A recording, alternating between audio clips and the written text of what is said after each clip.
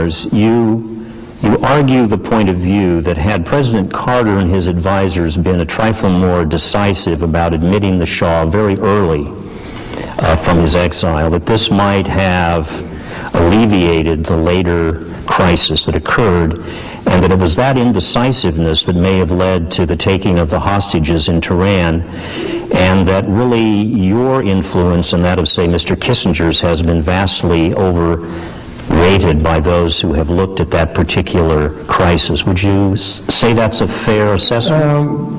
Essentially, yes, but let me give you a little more of the background on it.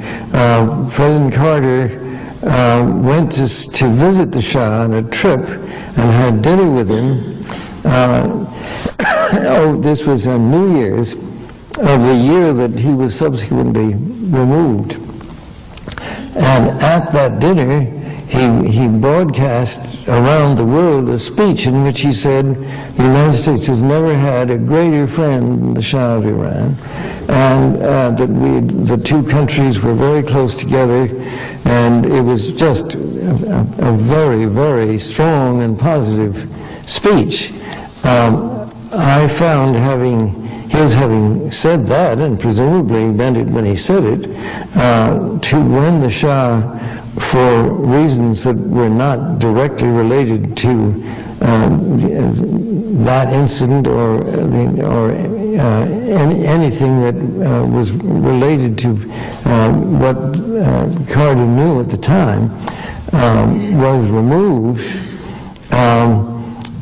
I felt that, and so did Henry Kissinger, who also know him and worked with me on this, we worked together, we felt that at the very least he should be invited to find refuge in the United States, or if we didn't do that, that at least the United States should help him because he had been a good friend.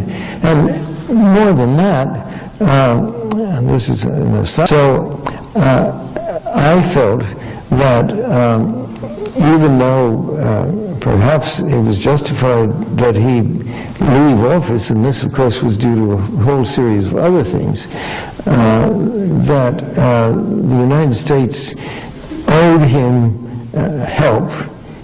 And we not only didn't allow him in the country, but the government didn't do anything to help him find another spot.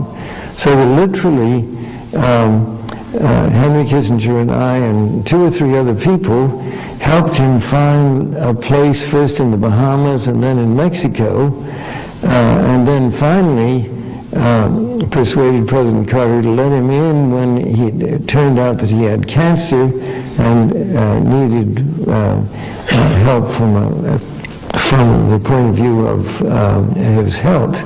So he did finally come, but it seemed to me that this was a succession of events that did not speak well for our country.